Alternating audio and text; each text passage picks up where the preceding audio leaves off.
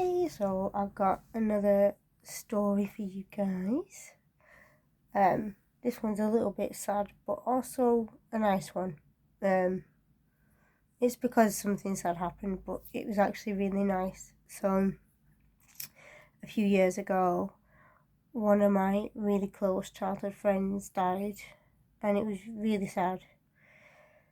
Um, I still get sad about it sometimes now because I think when you grow up with someone and you was such good childhood friends, it sort of shapes who you are sometimes.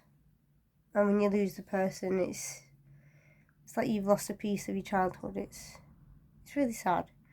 Um, so that had happened. I've lost my friend in a really horrible accident. Um, and I have a day or two, and I have to go to work. So I go to work, and at the time I'm just working in a kitchen like preparing food. So like just quitting, peeling, chopping vegetables, loading and unloading the dishwasher, that kind of stuff. So I come in, I'm getting on my day. My colleague goes outside for a break for a few minutes. I'm like, okay. So I'm just stood facing this wall where the counter is. Amazing view. So I'm just stood pretty much looking at the wall,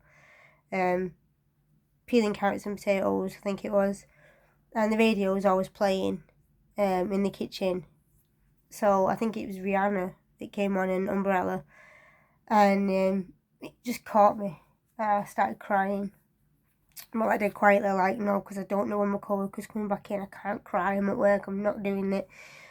And I remember, you see, like, if someone comes behind you and hugs you, like, that's the sort of feeling I got, like someone coming behind you, like a friend, will come behind you and sort of lean into you like a bear hug and hug you from behind. And that's what it felt like. And me and this co-worker was never really close, but I thought, oh, maybe my co-worker's come back in and can see I'm crying, so she's just giving me a hug better.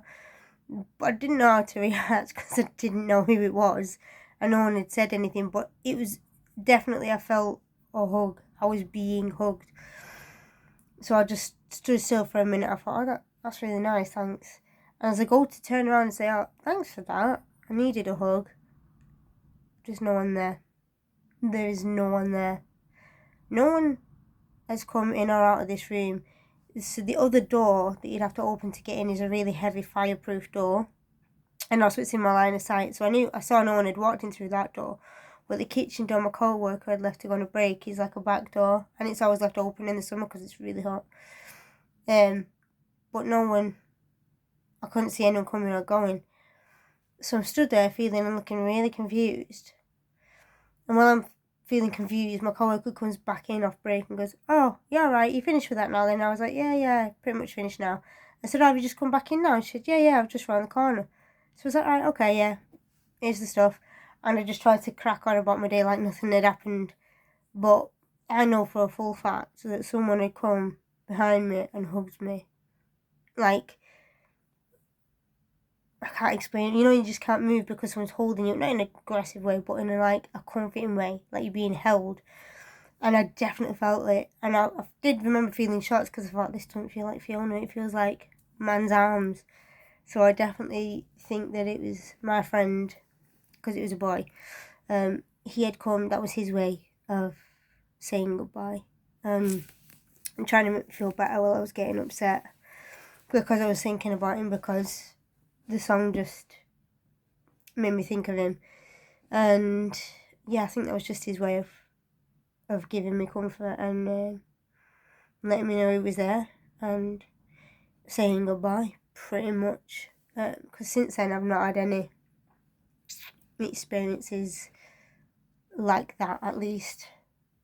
Especially not around about this person, you know, when I thought about him or been talking about him, I've never experienced anything quite like that. So I think it definitely was him in his way, pretty much coming to say goodbye and trying to make me feel better before he did. Because it did feel like something he would definitely do as well. So yeah, I've told a few people this story as well, so a lot of people think it's nice, if not a bit weird. And it is a bit weird, but it is really nice. So yeah, let me know what you guys think. If there's anything like that happened to you, do you believe spirits pass on or maybe stick around or do just say goodbye and then go, because I don't think he felt the need to stick around. I think he was happy to go once he'd said his goodbyes in his own way. So, yeah, let me know your opinions and speak soon.